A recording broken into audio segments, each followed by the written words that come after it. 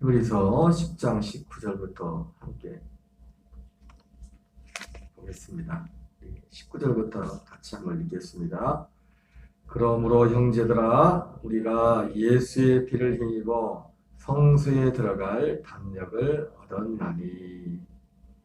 어제 새 언약은 바로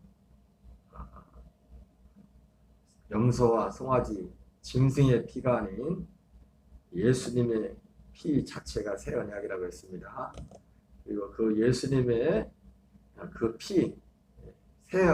예수님의 피 자체가 새 언약이면서 또한 새 언약의 중보라고 했습니다. 그 예수님의 짐승의 피가 아닌 예수님의 피를 통하여 우리를 창세전부터 하나님이 약속했던 그 새 언약 가운데로 그리스도의 생명으로 태어나서 하나님의 아들의 생명으로 살게 하는 새 생명으로 살게 하는 그곳으로 우리를 이끄신다고 했습니다. 그러므로 형제들아 우리가 예수의 피를 입어 성소에 들어갈 담력을 얻었나니. 참 놀라운 사건입니다. 성소에 들어갈 담력을 얻었다고 했어요. 여러분, 성소에 들어갈 담력을 얻었다는 의미가 무엇입니까? 바로 성소에는 하나님이 계신 곳입니다. 하나님이 그곳에 임하신다고 했어요. 성소에 이제는 구약 시대에는 성소와 지성대가 휘장을 통해서 가려져서 구분되어 있었지만 예수님의 육체를 통하여 그 휘장은 예수님의 육체를 가리킨다고 히브리서에 나오는데 그 휘장이 이제 없어지고 성소와 지성소의 구분이 없어지고 바로 그 지성소에 하나님의 법궤 구약시대 거기서 내가 너와 만나고 내가 너희에게 이를 말을 너희에게 말하리라 말씀했던 그것처럼 바로 성소라는 것은 하나님이 계신 곳입니다. 하나님이 계신 곳. 예수의 피를 입어 성소에 들어갈 담력을 얻었다. 앞서 살펴봤지만 이 성소는 일반 제사장들조차도 들어가지 못했습니다. 기껏해야 대제사장이 1년에 한 번, 그것도 모형이죠. 육체로서 대속죄일에 1년에 한 번 대제사장만 들어갔지 제사장들조차도 이 하나님의 성소에까지 들어가지 못해. 이 성소는 바로 법궤가 있는 곳을 의미합니다. 주님이 하나님이 계시는 곳, 하나님이 우리를 만나주시는 곳, 그것을 말하는 거죠. 성소에 들어갈 담력을 얻었나니 그 길은 우리를 위하여 휘장 가운데로 열어놓으신 새로운 살 길이요 휘장은 곧 그의 육체라. 방금 드렸던 말씀이죠. 바로 그 길, 우리를 위하여 휘장 가운데로 열어놓으신 새로운 살길, 새로운 살길을 우리에게 열어주셨다는 겁니다. 단지 이 길은 우리가 예수님의 피를 힘입어 그 성소에 가서 하나님을 만나는, 여러분 하나님을 만난다는 것이 결국은 우리가 우리의 육체로서 우리의 육신으로서 여러분 육체를 가지고 어떤 하나님의 영적인 어떤 체험들을 할 수 있는데 그런 차원을 넘어서 이 새로운 살 길은 무엇입니까? 그 하나님의 그 아들의 생명과 하나의 생명에 대해서 그 한 생명으로 사는 길입니다. 한 생명으로 사는 길. 새로운 살 길. 바로 이것이 새 언약이죠. 새 언약이죠. 하나님과 우리가 분리된 상태에서가 아니라 여러분 구약 시대는 하나님과 우리가 분리됐죠. 계명을 줬을 때 그 계명을 보고서 우리가 지키는 겁니다. 우리가 지키는 건데 그런데 신약 시대는 뭡니까? 우리가 지키는 것이 하나님 어떻게 보면 어떤 의미에서 하나님 자신이 지키는 겁니다. 하나님 자신이 우리 안에서 말씀하시고 하나님 자신이 행하시는 우리의 그 생명과 하나 되어서 어떤 육신으로서의 하나님을 만나는 그 차원을 넘어서 우리의 영이 그 하나님의 아들의 생명과 하나 되는 차원, 한 생명으로 거듭나는 차원, 아예 하나가 되어서 사는 차원, 바로 새로운 살 길을 우리에게 살 길이 준비되어 있었죠. 계속 있습니다. 또 하나님의 집 큰 다스리는 큰 제사장이 계시네. 여러분, 우리가 하나님께 나가려면 피가 필요하고 제물이 필요하고 그리고 제사장이 필요합니다. 제사장이. 갈보리 십자가에 그 피를 가지고 자기의 피를 가지고 성소에 들어가시는 그 제사장이 제물만 필요한 것이 아니라 제사장이 있어야 우리가 죄사함을 얻게 됩니다. 우리에겐 지금도 그분의 아버지 앞에 나가면 그분의 중보가 필요한 겁니다. 중보가. 내가 곧 길이요 진리요 생명이니 나로 말미암 자고는 아버지께로 갈 자가 없느니라. 22절 같이 있습니다. 우리가 마음의 뿌리를 받아 악한 양심으로부터 벗어나고 몸은 맑은 물로 씻음을 받았으니 참 마음과 온전한 믿음으로 하나님께 나아가자. 우리가 마음의 뿌리를 받아, 이 마음의 뿌리를 받는다고 표현이 이렇게 됐지만 피의 뿌리를 받는다고 됐지만 다른 차원에서 말하면 우리의 마음의 할례를 의미하는 거죠. 마음의 할례를 받아 악한 양심으로부터 벗어나고, 어떻게 악한 양심으로부터 우리가 벗어납니까? 우리가 새롭게 되는 길밖에 없어요. 우리의 육신의 생명은 죽어지고 선한 양심은, 여러분 모든 지제는 복음에서 선한 것은 하나님밖에 선한 게 없어요. 하나님의 생명만이 선해요. 하나님의 생명만, 그것만이 하나님의 의예요. 복음에는 하나님의 의가 나타난다고 했죠, 그죠? 결국 그 하나님의 의가 뭐예요? 하나님의 생명입니다. 하나님의 생명. 예수님의 피에서 시작된 예수님의 피에서 시작되어서 하나님의 생명으로 완성된 이것이 하나님이에요. 예수님의 피와 하나님의 생명, 아들의 생명, 그것이 하나님의 의입니다. 우리가 어떻게 우리의 악한 양심부터 벗어납니까? 우리의 육신의 생명은 사라져야 돼요. 육신의 생명.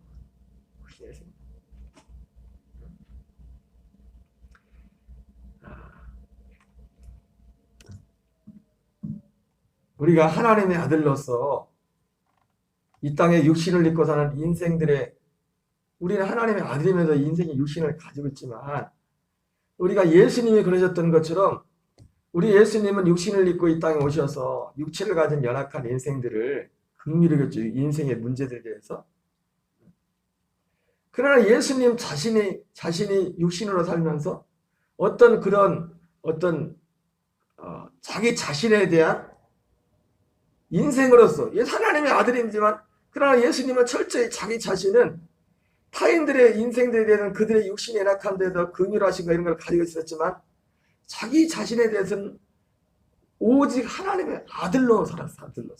아들의 그런 정체성과 생명을 가지고 인간의 어떤 인생으로 사는 그런 슬픔과 그 다른 타인들에 대한 우리 인생들에 대한 그런 긍휼하심은 있었지만 자기 자신에 대해서 그런 걸 가지고 살지 않으셨어요. 하나님이 우리에게 원하시는 삶의 수준도 그래요.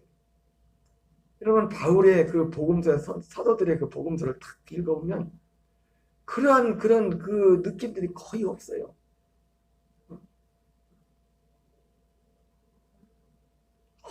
대부분 오직 그들의 초점 어디였냐면 그 하나님의 아들의 생명으로 사는 그 생명만 드러나는 거기에만 초점이 맞춰져 있어요. 거기에. 선한 양심은 하나님의 생명으로부터 나오는 양심. 그 생명으로 나오는 그것만이 선한 양심입니다. 여러분, 우리가 육신이라고 할 때 로마서 8장에 육신의 수욕 이렇게 말하는데 우리는 흔히들 말할 때 육신의 수욕을 우리가 생각할 때 어떤 윤리 도덕적으로 아주 악한 것, 더러운 것만 육신의 생각으로 생각 안 해요. 육신의 수욕이라는 것은 하나님의 생명에서 나오는 아닌 모든 육신에서 나오는 모든 것이 육신의 소욕이에요. 우리가 좋게 보이는 선하게 보이는 그것조차도 그것은 예수님과 함께 사라져야 돼요. 육신의 소욕이라는 것은. 베드로가 예수님께서 십자가 지시고 죽으신다니까 말렸잖아요. 얼마나 인지상정이고 얼마나 당연한 것이면 말리는 게 당연하죠. 그러나 하나님은 그것을 예수님 그것을 책망하셨어요. 네가 하나님의 일을 생각지 않고 사람의 일을 생각하는구나. 육신의 소욕이라는 것은요, 거기에 우리가 꼭 생각할 때 나쁘고 악한 것만 육신의 소욕이 아니라 선하게 보이는 것조차도 하나님의 생명이 아닌 내 옛 본성에 사는 모든 것들은, 여러분 옛 본성에 사는 모든 것들이 다 육신의 생각이에요. 육신의 소욕이에요. 우리가 인간적으로 볼 때 그 선한 것들도 다 선한 부분들도 다 있어요. 물론 그것은 당연히 그게 율법 안에 있는 거죠. 율법 안에. 그것이 필요합니다. 왜? 적어도 그게 있어야 세상이 악하기 때문에 그런 거라도 있어야 세상 유지가 될 거 아닙니까? 이 땅의 물질의 세계를 유지하기 위해. 하나님께서 우리에게 준비하신 것은 그 육신의 생명과는 전혀 구별된 그 생명을 우리에게 약속하시고 준비하는 것이죠. 악한 양심으로부터 벗어나고 몸은 맑은 물로 씻음을 받았으니 참마음과 온전한 믿음으로 하나님께 나가자. 여러분, 오직 이것은 우리가 우리의 노력으로 얻을 수 있는 것이 아니라 오직 믿음으로만 얻을 수 있습니다. 오직 의인은 믿음으로 말미암아 살리라고 말씀한 것은 방법이 없어요. 이 하나님의 생명 가운데 사는 것은 우리의 인간의 어떤 노력으로 얻을 수 있는 게 아니라 하나님의 생명에 관한 것이기 때문에, 여러분 생명에 관한 것을 어떻게 우리 노력으로 생명을 어떻게 만듭니까? 우리의 노력으로. 생명은 육신의 생명도 있지만 생명은 하나님의 소관에 속한 거예요. 하나님께만 속한 것입니다. 그래서 하나님께서 이 생명을 우리에게 약속했다는 거예요. 복음은. 그렇기 때문에 우리가 할 수 있는 것은 그 약속을 믿는 것. 그 약속을 믿고 그 약속이 실제로 우리에 이루어져서 우리 안에 그 생명, 고린도전서 2장의 말씀은 그 생명의 열매가 뭡니까? 그러나 우리가 그리스도의 마음을 가졌노라. 그리스도의 그 마음으로 사는 그 길을 우리에게 말씀하고 있습니다. 참마음과 온전한 믿음 하나님께 나가자. 23절 또 약속하신 이는 미쁘시니 우리가 믿는 도리의 소망을 움직이지 말며 굳게 잡고 서로 돌아보아 사랑과 선행을 격리하며 모이기를 피하는 어떤 사람들의 습관과 같이 하지 말고 오직 권하여 그날이 가까울 볼수록 더욱 그리하자. 26절 우리가 진리라는 지식을 받은 후 짐짓 죄를 범한즉 다시 속지 않은 제사가 없고. 오늘 10장 이 후반부는 다시 한번 주님이 약속하신 그 새 언약에 대해서 말씀하시고 26절부터 마지막 절까지는 어떤 경계의 말씀들을 합니다. 경계의 말씀. 우리가 진리를 아는 지식을 받은 후 짐짓 죄를 범한즉 다시 속지 않은 제사가 없고. 이런 말씀들은 물론 일반적으로도 이런 말씀을 얼마든지 할 수 있지만 히브리 이 편지를 받는 유대 그리스도인들의 어떤 그 상황들과 염두에 둬서 한 부분도 있다고 말씀을 드렸습니다. 진리라는 지식을 받은 후 짐짓 죄를 범한즉 다시 속지 않은 제사가 없고. 여러분 여기서 죄를 범한즉 속지 않은 제사가 없다고 하는데, 여러분 우리가 이것은 뭐냐면 진리를 아는 지식. 여러분이 진리는 오직 하나입니다. 복음만이 진리예요. 하나님은 모든 사람이 구원을 받으며 진리를 아는 데 이르기를 원한다고 했어요. 이 진리는 무엇입니까? 복음만이 진리고, 이 진리는 바로 그리스도의 생명, 진리의 성령이 오신 우리를 성령이 오셔서 하는 모든 것 진리 가운데 있다. 진리. 성령이 오셔서 하시는 가장 큰 일은 뭐냐면 우리를 복음 가운데 있다. 복음은 뭡니까? 아까 말한 것처럼 예수님의 피에서 시작되어서 그리스도의 생명으로 완성되는 것. 그 생명에 관한 약속입니다. 생명 가운데 인도하는 겁니다. 이제는 내 옛사람은 그리스도와 함께 십자가에서 죽어버리고 이제 삶의 방식이 바뀐 겁니다. 방식이. 육신의 생명으로 살던 방식에서 이제 육신의 생명이 아닌 그리스도의 생명으로 사는 겁니다. 그리스도의 생명으로. 아들의 생명으로. 이제는 똑같은 어떤 사건과 어떤 것 가운데 느끼고 반응하는 게 다르다고요. 육신의 생명과 하나님의 아들의 생명. 그런데 이러한 지식을 받은 후에 진지 죄를 범한다는 건 뭐냐면 다른 게 아니라 이 진리를 다시 내팽개치고 갈라디아 교인들처럼 똑같은 구절입니다. 너희가 성령으로 시작하였다가 육체로 마치겠느냐. 너희가 성령을 받은 것이 율법의 행위로냐? 듣고 행위로냐? 듣고 믿음으로냐? 그 진리를 그 진리의 그 약속이 아닌 그 옛 생명, 옛날의 삶의 방식으로 돌아가는 이것이 그래서 사도 바울은 저주를 받을 자다. 너희가 성령으로 시작하였다 육체로 마치겠느냐. 육체로 마치겠느냐. 성령과 육체, 율법과 복음. 여러분 사도 요한이 형제들이 죄를 지거든 그들을 이렇게 돌이키라고 했습니다. 그러나 사망에 이르는 죄가 있다. 사망에 이르는 죄. 여러분 사망에 이르는 죄가 뭡니까? 이 진리를 거부하고 이 진리를 내팽개치고 이 진리 밖으로 뛰쳐나가는 거예요. 마태복음 12장에서는 예수님이 그렇게 말씀하죠. 인자를 거역하고 인자를 예수님을 주님으로도 얼마든지 용서를 받을 수 있지만 성령을 거역하는 자는 영원히 사함이 없다. 그것과 일맥상통한 같이 가는 말씀이에요. 그거는 영원히 그게 사망에 이르는 죄입니다. 성령을 거역하는 게. 근데 이 성령을 거역하는 것에 가장 큰 핵심이 뭡니까? 성령이 오시면 성령이 하시는 가장 큰 일이 뭐예요?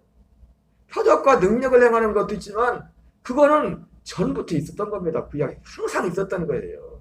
성령님이 오셔서는 이제 가장 유일한 이제 예수님 이후로 복음으로 하시는 성령이 하시는 가장 큰 건 뭐냐면 모든 사람들을 진리 가운데 인도하는 거예요. 진리 그리스도의 생명으로 살도록 하는 그 길로 인도하는 거예요. 근데 그 진리를 거부한다. 그 진리 안에 있다가 이제 아유 이거 아니야 하고서 옛날 삶의 방식으로 돌아간다. 다시 속지 않은 제사 같다. 왜? 예수님이 피 흘리신 목적이 이것을 위해서 피를 흘렸는데 예수님이 새 언약의 중보자가 되시는데 예수님이 새 언약의 중보가 되신 이유가 이것을 이루기 위해서 이 새 언약을 이루기 위해서 예수님이 피를 흘렸는데 모든 죄는 용서받았어요. 예수님이 용서받았어요. 우리의 그분의 피와 우리에게는 여기 나오는 앞에 말한 우리에게 큰 제사장이 계시지 않습니까? 그분의 피와 우리에게는 그 큰 제사장 되신 예수님으로 인하여 어떠한 죄도 다 용서가 됩니다. 영원한 속죄로. 그러나 유일하게 사망에 이르는 죄, 유일하게 용서받지 못한 죄는 뭐냐면 이 복음 밖으로 나가는 겁니다. 그리스도의 복음 밖으로 나가는 진리를 아는 지식을 받으니 진지 죄를 범한다.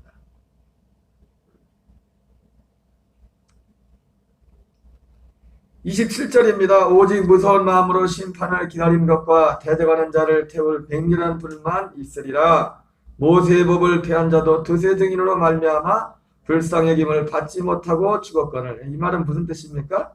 신명기에 보면은 사람의 죄를 졌을 때 두세 증인의 증인을 꼭 세우라고 했죠. 그죠? 그냥 심판하지 말고. 그래서 그 두세 증인의 증인에 따라서 증인의 증언을 듣고서 그들을 위해 심판하라. 죽이든지 살리든지 그게 하라고 그런 말씀을 인용한 겁니다. 모세의 법을 폐한 자도 두세 증인으로 말미암아 불쌍히 여김을 받지 못하고 죽었거든. 하물며 하나님의 아들을 짓밟고 자기를 거룩하게 한 언약의 피를 부정한 것으로 여기고 은혜의 성령을 욕되게 하는 자가 당연히 받을 형벌이 얼마나 더 무겁겠느냐 너희는 생각하라. 여러분 언약의 피를 부정한 것을 여긴다는 게 뭐예요? 이 언약의 피, 예수님의 이 피를 통해서 이루고자 하는 그 언약의 피 자체를 예수님이 우리를 위해 흘렸던 그 피를 부정하는 그것도 하나님을 욕되게 하는 거지만 그걸 통해서 우리에게 이루고자 하는 이 복음, 주님이 피 흘리신 이유가 이것 때문에 죽으셨는데 이것을 받아들이는 것, 이것 곧 은혜의 성령을 욕되게 하는 것입니다. 진리의 성령, 은혜의 성령은 동일한 말씀입니다. 진리의 성령, 은혜의 성령. 우리를 은혜 가운데, 진리 가운데, 은혜와 진리 가운데로 우리를, 은혜의 진리가, 진리의 실체는 오직 그 아들의 생명입니다. 그 생명 안으로입니다. 당연히 받을 형벌은 얼마나 더 무겁겠느냐? 너희는 생각하라. 원수 갚는 것이 내게 있으니 내가 갚으리라 하시고 또다시 주께서 그의 백성을 심판하라 말씀하신 것을 우리가 아노니. 여러분, 참 이게 복음이라는 것이 어떤 면에서 보면 참 하나님의 은혜가 되면 깨닫기 힘든 게 뭐냐면, 우리가 처음에는 하나님 앞에 나올 때 육신의 문제 때문에 나오지만, 복음이라는 것 구조 자체가, 시스템 자체가 좀 표현이 그렇지만, 육신을 부정하지 않고는 복음으로 갈 수가 없어요. 육신의 생명이 죽지 않고는. 네? 근데 우리가 사실은 처음에 하나님께 나올 때는 육신의 문제를 해결하려고 나오잖아요. 근데 이거를 넘어가지고, 이거를 육신의 생명을 부정하고, 복음 자체가 갈라디아 2장 10절이 복음이잖아요. 내가 그리스도와 함께 십자가에 못 박혀 죽었나니 내가 사라져야 된다니까. 우리가 하나님 앞에 처음 나올 때는 어떻게든지 간에 나 때문에, 내 인생의 문제 때문에 나왔는데, 이 인생의 문제에 관한 거지, 내가 그 문제가 같이 죽어 없어져야 된다는데, 없어져야만 이 복음으로 갈 수 있기 때문에, 이것은 사실은 하나님이 진짜 기적이 아니면, 그래서 예수님이, 야, 이것을 내게 하기에는 혈육이 아니요 하늘에 계신 내 아버지다.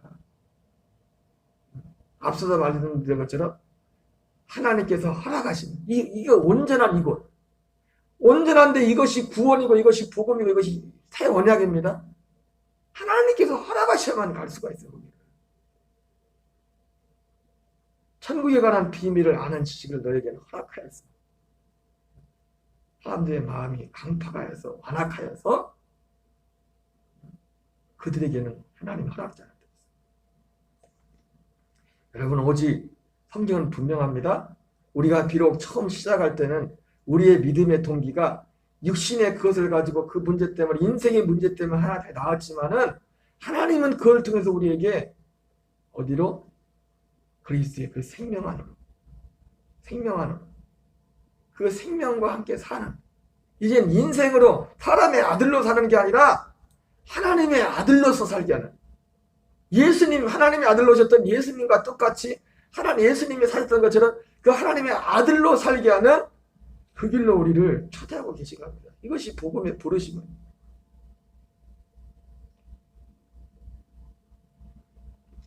(31절) 있습니다. 살아계신 하나님의 손에 빠져 들어갈 것이 무서울진저 전날에 너희가 빚을 받으니 고난의 큰 싸움을 견뎌낸 것을 생각하라.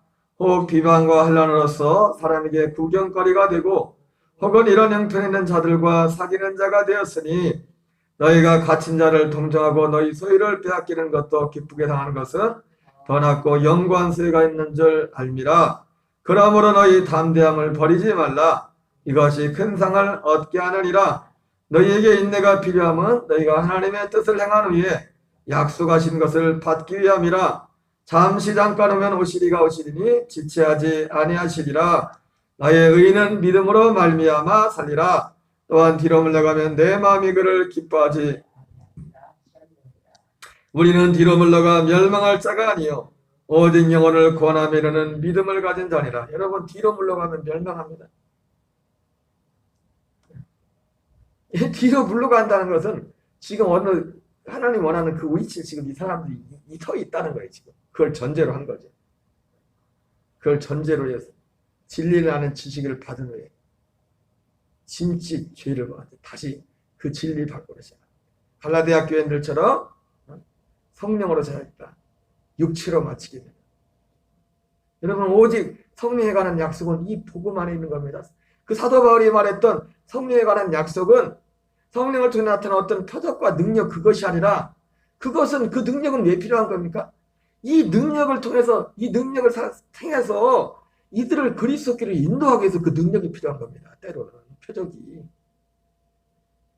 그 능력이 필요한, 물론 어떤 자체로서도 하나님의 능력이 필요하지만, 그럼 그건 그때 그거 능력 행하고 문제 해결받고 그걸로 끝나는 거예요. 그걸로 그냥 끝나버리는 거예요. 그러나 영원한, 하나님의 영원한 것으로 인도되려면 그 능력을 기점으로 해서 그 사람들이 이 약속 안으로, 이 진리 안으로 그들을 이끌기 위함이에요. 요한복음 20장 30절에 31절에 잘 나와 있죠. 여러분 봤지만, 여러분 오늘 한날도 우리 인생 가운데 하나님은 우리를 인생으로 이 땅에 보내셔서 인생으로 살다가 오라고 한 게 아니라 하나님의 아들로 거듭나서 하나님의 아들의 생명으로 살다가 그 생명에 자라서 그 부활의 몸을 입어가는 거예요. 우리가 아직 부활의 몸을 입지 못했습니다. 그 부활의 몸을, 예수님 같은 그 부활의 몸을 입을 때까지 그 부활의 몸은 이 생명 안에서 자라는, 그 생명 그만큼 부활의 몸을 입게 되는 것입니다. 오늘도 오직 이 복음의 진리 가운데 생하는 저와 여러분 되시기를 바랍니다. 주기도문으로 마치겠습니다. 하늘에 계신 우리 아버지여, 이름이 거룩히 여김을 하나님하옵시며 뜻이 하늘에서 이루어지는 것 같이 땅에서 이루어지이다. 오늘날 우리에게 일용할 양식을 주옵시고 우리가 우리에게 죄진 자를 사하여 준 것 같이 우리의 죄를 사하여 주옵시고 우리를 시험에 들게 하지 마옵시며 다만 악에서 구하옵소서. 대개 나라와 권세와 영광이 아버지께 영원히 싸움나이다. 아멘. 주여 주여 주여. 아버지 하나님 감사합니다. 새벽도 우리를 기도 자리로 인도하시고 아버지 하나님, 오늘도 주 예수 그리스도의 이름으로 하나님 아버지 앞에 믿음과 아버지와 기도로 나갈 수 있도록 은혜 베풀어 주시니 주여 감사드립니다. 주여 주여, 하나님께 돌아가시면 우리가 온전한데 완전한데 나갈 수 있을 것이라고 말씀하셨습니다. 하나님 주여, 오직 하나님 완전한 것은 하나님의 복음의 그 약속, 복음만이 오직 완전합니다. 복음의 약속 안에만 완전한 것이 있습니다. 복음에만 하나님의 의가 나타나서 하나님 믿음에서 믿음에 이르게 하니 오직 의인은 믿음으로 말미암아서리라 말씀하시고